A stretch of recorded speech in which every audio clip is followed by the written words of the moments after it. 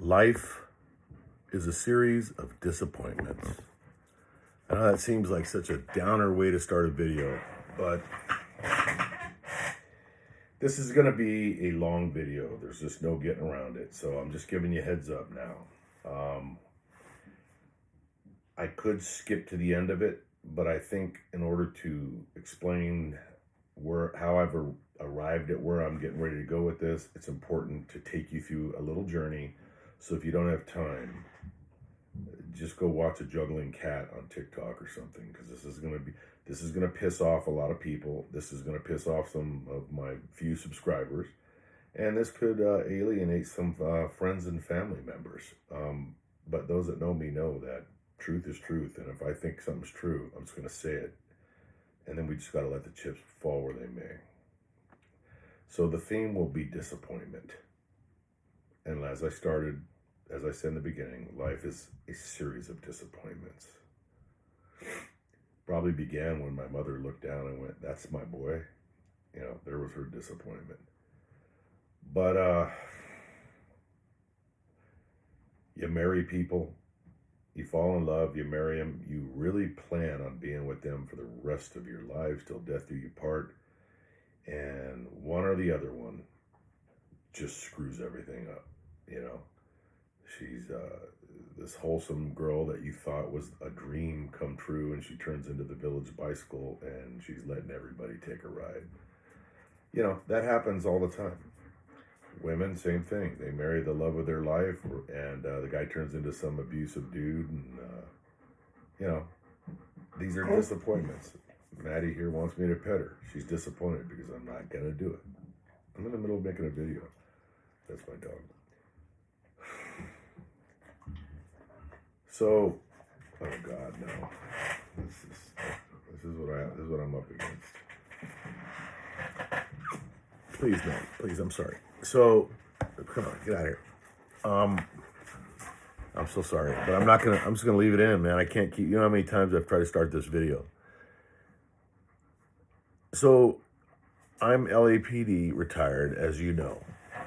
As most of you know. And my last division was Hollywood Division. And a lot of people, well, everyone that knows me, even slightly intimately, knows that I'm not a fan of celebrities.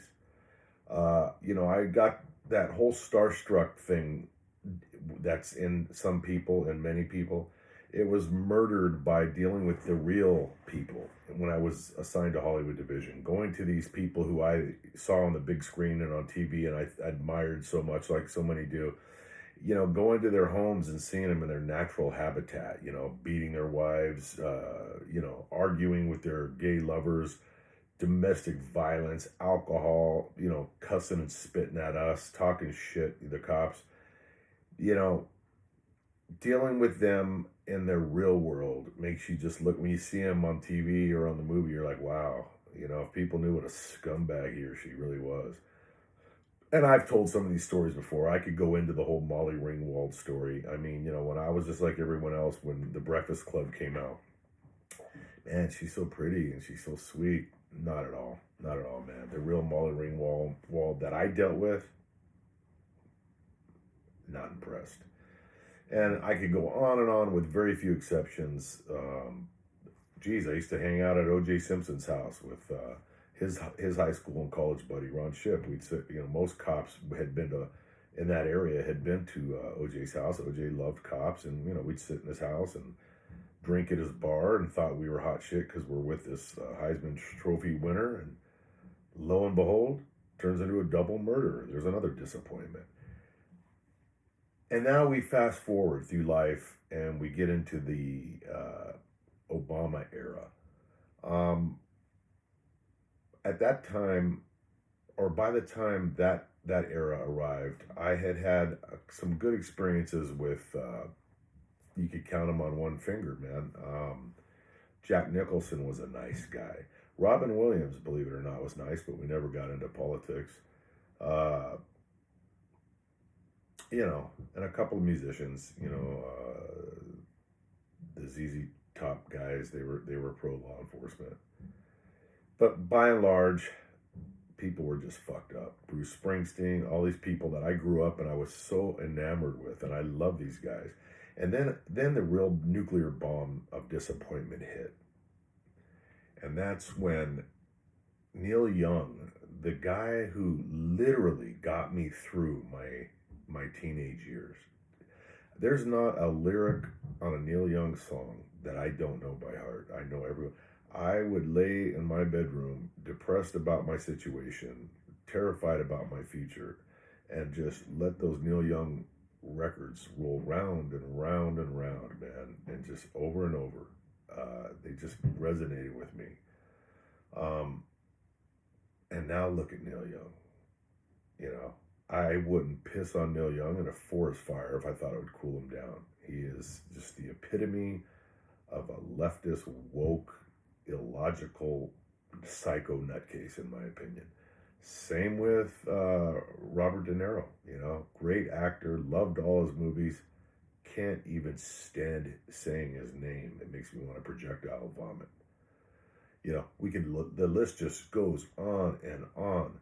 All of these, and you're just wondering, you know, do these people, how do they not realize that you're an entertainer? Let's just say I'm them. I'm an entertainer.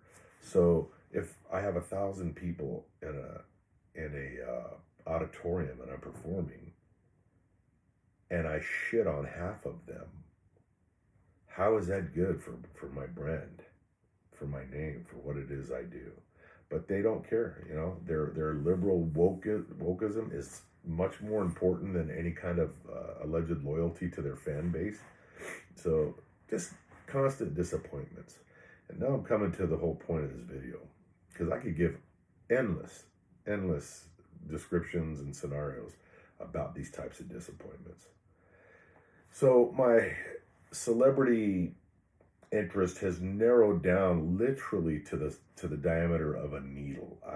There's not many people that I would walk across the street to see, let alone wait in line to see. I've stopped watching, for the most part, Hollywood movies. I watch independent movies.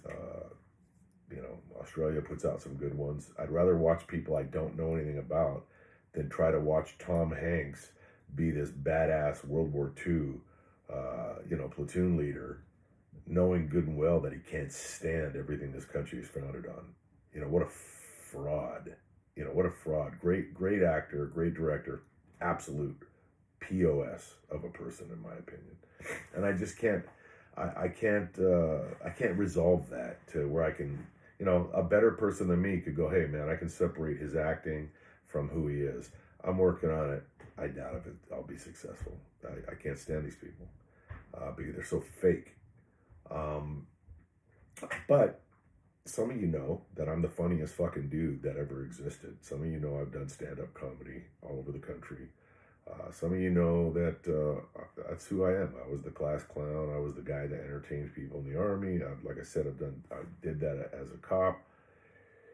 And I know I don't look like it now because I'm cranky and I'm old. But yeah, when I was younger, man, yeah, nobody funnier than me, man. I'm the funniest guy in the world. You're looking at him. So I have a little bit of an interest in comedians. And once this woke shit started, you know, this is what fucked up everything in life. People had to pick their careers versus who they were. And for the most part, people picked their careers, which means that it meant that they were perfectly okay with dumbing down comedy and following these arbitrary, stupid, weird leftist psycho rules where you couldn't make fun of this person, you couldn't say the word fat, and you couldn't say this and that and the other thing, you couldn't say trans, you couldn't, you know, I come from the era of where people fought and really paid dues in order to be. Now, I know that, you know, here's another lie where I think it was called the Kings or the Four Kings or the Comedy Kings, you know, and here we get into a racial thing where all these, you know, Richard Pryor and all these guys, these kings of comedy, were acting as though they were the very groundbreakers of risking it on stage, but they didn't mention Lenny Bruce, who got arrested on stage over and over and over again for pushing the envelope and saying fuck, and one of the first comedians ever to get down and dirty on stage. So it became a racial thing. And it's like, you know, I'm exhausted with it, man. I'm just fucking exhausted. So what does this all have to do with anything? There's one celebrity, just one. And I said this yesterday. This is how fucking stupid I am. I just fell right into it. One celebrity that I would put myself through extreme discomfort to go see, and that's a whole other story. I got a really bad knee, man, and to drive, to sit as a passenger in a car, it's ungodly. It's like a nail, like a railroad spike driven through my knee. I'm getting it dealt with, but extremely painful. And then standing in line for God knows how long. There's just one, and that's Dave Chappelle. And Dave Chappelle played DC last night, and I got access, thank you to my daughter, to some box seats, some VIP seats. And I went with my daughter, my wife, and a friend. And I don't go anywhere anymore, and I damn sure don't go anywhere to see a celebrity. But I saw Dave Chappelle about a year and a half ago in DC. He is, in my opinion, the funniest comedian. I love his story, his success story. There's nothing about Dave Chappelle other than his chain smoking that I don't love. But being a former heavy smoker, I get it. I don't fuck with him about that. You know, I want to always say I wish he'd quit so we'd have him longer. I don't want to see him leave the planet. The guy is a national treasure. And as I'm standing in line, we show up to DC, we drive, we sit in traffic, man, I'm in agony, literal physical agony, but I'm still excited.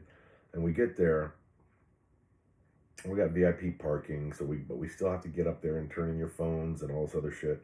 And you're in line, man, and of course it's Dave Chappelle in DC, so, you know, me and my buddy are like pieces of salt, the pepper shaker, not a big guy. I grew up in Inglewood, California, that's nothing new to me, not intimidated, don't care, I'm just trying to draw the picture so that you can visualize this whole thing with clarity. Oh, but you mentioned color. You must be a racist. That's the reason I can't stand people, is because of this kind of weird shit that people just put on others. But there I am. We're in this line that's never ending, man, to get through security. We get there. We finally get. I'm so excited. We put up with some other people. Earthquake was a guy that opened for one of the comedians that opened for Chappelle. I thought he was very funny. I never heard of the guy before, but he was funny. I can't remember the name of one of the bands or the rap or two guys that were rapping, and I just didn't like it, man. I literally was saying, man, I could jump down there right now and freestyle 10,000 times better than these guys. Bring that fucking house down. And that's no exaggeration. Again, you people that don't know me are thinking, what the fuck is this bald-headed white guy saying? Those that know me know exactly what I'm fucking saying. Because not only am I funny, I'm like one of the best freestyle rappers that ever fucking existed. So there, I said it. Now, the anticipation builds. The anticipation builds.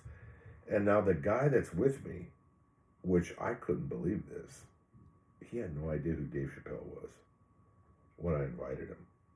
I didn't know that there were people on the planet that didn't know who Dave Chappelle was. And I was like, so I spent 2 days building this guy up.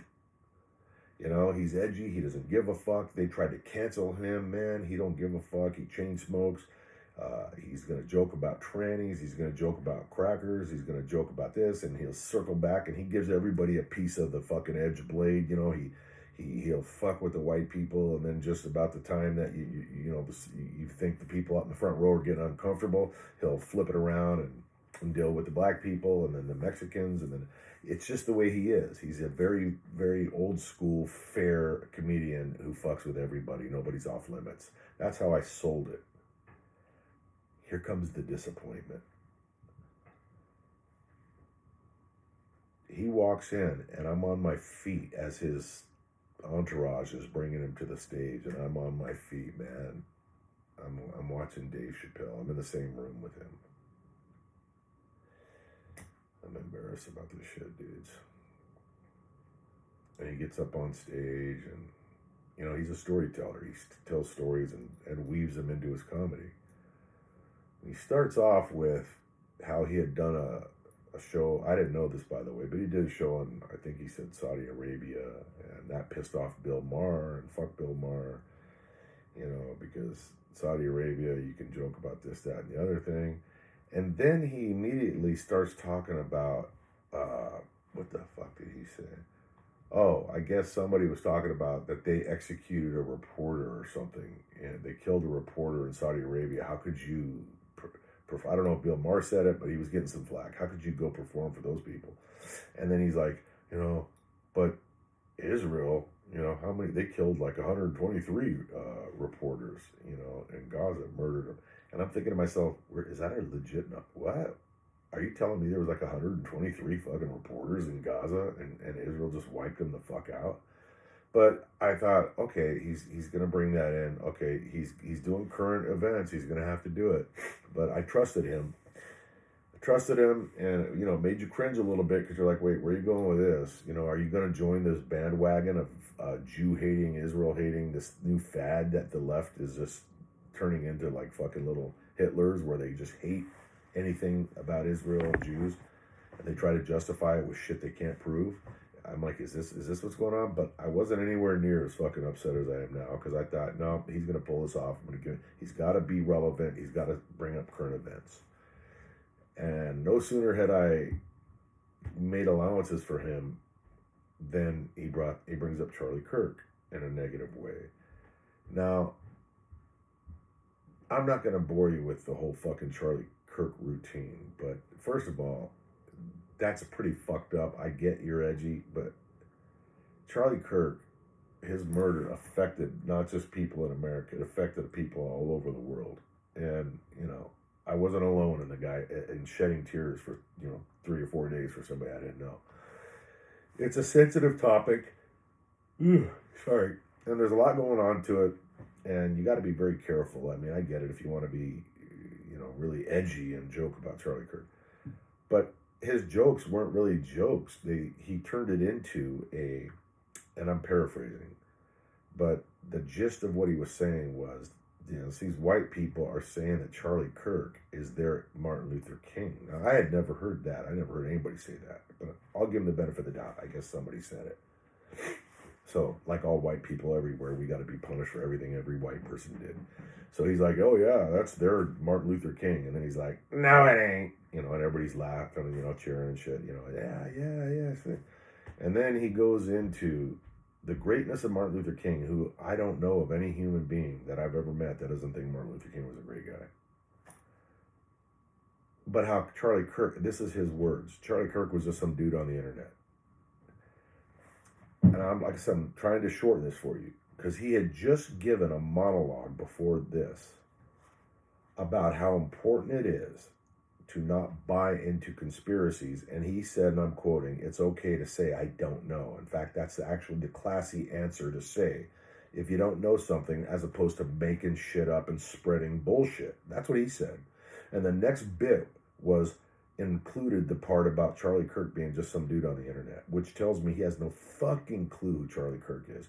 Now, the black crowd in the stadium there in D.C. just went fucking crazy agreeing with him. So the ignorance was off the charts. Charlie Kirk, I could go on and on and on. Charlie Kirk literally got fucking Trump elected. So if you're a dude, just follow me on this. You're some guy or girl whose work gets a guy elected that's not popular, gets him elected, not popular like with liberals and shit. He gets elected. That is automatically going to change the United States of America and the world, because now you got the strongest guy, the strongest person in the world, position in the world is filled by a guy that Charlie Kirk undoubtedly got into office. Now you got all the shit that happened around the Middle East. You got the freaking thing that happened in Iran with the nuke. The bunker buster to destroy their fucking nuclear reactors. You got all these wars that are stopped all over the different, African countries and Southeast Asia. All this different shit that Trump's involved himself in. That's for the better. The lives being saved, the work on trying to get this shit done in Ukraine. It looks like we're getting there. None of that would have happened if Charlie Kirk didn't push the information down to the young voters and get them on board with voting for Trump and MAGA. So he was at the very least, he was extremely influential in a political way. Not to mention the fact that after he died, the numbers of people converting to Christianity and the churches that have lines for the first time all over the country and the world. So clearly, Chappelle doesn't know any of this shit. And clearly, the people in the audience don't know any of this shit judging by their reaction. They have dumbed the whole Charlie Kirk life and death down to the crackers think he's equivalent to MLK. And that's the cool fucking part. And that's the snarky, boy, are they dumb motherfuckers, man. Your Kirk hero ain't no Martin Luther King. How do you fucking even argue with that? You know, if somebody's that stupid, it's just like, wow, okay. Especially right after you just got done saying to do your homework. This guy does no fucking homework. So that's where the cringy feeling starts to come in. And then he goes on and talks about what did he fucking talk? Oh, he brings up this Jack Johnson thing that he's put together where he is. We didn't stay, so I didn't. I actually walked out on the guy that I literally would drive 100 miles to go stand in line for 5 hours to go see. I couldn't take it anymore, man. And we weren't the only ones. And yeah, the people walking out were white because the entire show was a fuck white person show. That's what the whole show was. And he does it all the time, and I can laugh at it all the time. But this was no give and take, man. This was fuck you, white people. And I'm just giving you a couple of examples because that's what the whole fucking show was about. And that's cool. What's sad about it is I've already explained. I thought that this guy was like a sophisticated comedian and somebody that I would spend money on, and he's just another angry fucking black dude who's worth $70 million and feels guilty about the fact that he moved to Ohio. This is my synopsis of him, my opinion. And he's buying up the whole town in Ohio. That was one of his bits he was doing. But, he can grace the brothers and sisters, the kings and queens of D.C. by sliding in there every year and a half and hating on Whitey with them and then getting back in his plane and getting the fuck out of D.C. and right back to Crackerville where he can enjoy all the fucking benefits of a multimillionaire. That's fucking Dave Chappelle. How disappointed. I thought he was fucking better than that. In fact, when we were driving, I Googled him and I was like so excited because I was trying to show my friend, who this guy is. And I'm like, let's look at Dave Chappelle's net worth. And it was like 70 million. And I was like, man, he's earned every fucking dollar of that, because he's paid dues and they tried to cancel him, make him feel like he was insane and, blah, blah, blah. And, the poor guy's had this run order, he chain smokes. And there's something, I said, that's the American dream, man. You fucking grow up in pretty much poverty. And now you've got $70 million, man, and you can do what you want in your own term. I loved it, man. I was like, I literally said, this is America, man. That's the American dream. And then, who would have thought 2 hours later I'm walking out going, what a piece of shit this fucking bitter dude is. This guy, like so many others who I thought he was immune to it. He wakes up in the morning, the first thought in his head is I'm black. And all through the day he's thinking I'm black. And the last thought in his head is, good night, I'm black. And he's not married to a black lady. I think he's married to an Asian person. He has turned his fucking back on the black community, but yet still will fucking slide into the fucking the urban environment, the arenas in these urban areas, urban centers where it's going to be mostly black, and pretend to be one of them when he couldn't be further from them. He couldn't be further from them. Dave Chappelle's whiter than I am. And that's just the fucking reality. He's more white than I ever will be in his attitude. But he's willing to sell his own soul, sell it out by shitting on Whitey in front of this crowd so that he can leave feeling like he's given back to the black community. I told him all about Jack Johnson and the Mann Act and how Jack, and this is what he said, and I want you to, he's telling a story about Jack Johnson, who, they wouldn't let him fight a white person, the great white hope, all that shit. And then finally he gets into the ring with this fucking white heavyweight guy and beats the shit out of him. But now I want you to picture this is reversed, okay? You're in an arena, and 90% of the arena is white, 10% is black. And there's a white comedian there talking about a white boxer who beat a black heavyweight, and instead of just knocking him out like he could have, he drug it out for 10 rounds because he wanted to get some of this white dude or this black guy. He wanted to get this black guy. And then think about that. The guy's telling the story, and all the white people stand up. Yeah, beat that motherfucker. Well, that's what we had to sit through. So I'm thinking to myself, this multi-gazillionaire is telling who white America, it got him to where he's at, if you really want to know the truth. And he's fucking telling a story about a black guy beating the living fuck out of a white guy, and the crowd goes crazy, and he's fucking, smirking and shit, yeah.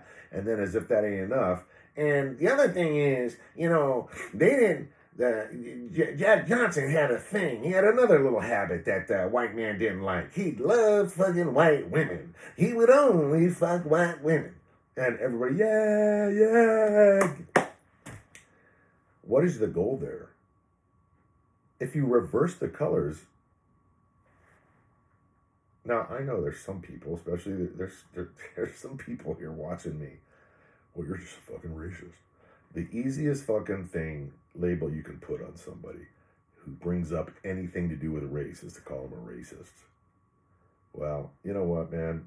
As I've said so many times before, there was a time when if you called me a racist, I would reflect on it for a week, man. I'd be so distressed, like, oh my God, somebody thinks I'm a racist? I've never dated a white woman. My kids are they're mixed race, I've dated black women, Hispanics, Asians. I'm married to an Asian. I was married to a Hispanic for 20 years. I'm not racist. Racist would mean I think that my race is superior. I surely wouldn't share my bed with somebody that's not a superior race, but that's what you're going to do, and just, do it. When I see it, I'll block you, because at 63 years old, I just don't have time for you motherfuckers anymore. The message here is the disappointment. I'll end it with how I started it. It's disappointing that so many people of the melanated ones, I think that there's some self-esteem thing going on where they could be the president of the United States, Barack Obama, and still feel like they can't get ahead. I worked for a black police chief when I was LAPD. I worked for a black WIG when I was a Fed. I had a black mayor when I was a cop in LA. Black chief, black mayor, on and on and on. It's the old thing that Charlie Kirk used to say, what can I do that you can't do? Nothing. But nevertheless, no matter how fucking elevated you put somebody, they hate themselves so fucking much that they got to be a victim. And they're going to get they're going to get their payback one way or the other. And even people that you thought were so far above that, Dave Chappelle, who hangs out with white people, lets his money be managed by, he's the dude, I've done more for the black community, and I can list it, than Dave Chappelle has ever done, and I ain't got fucking $30,000 in the bank, let alone $70 million.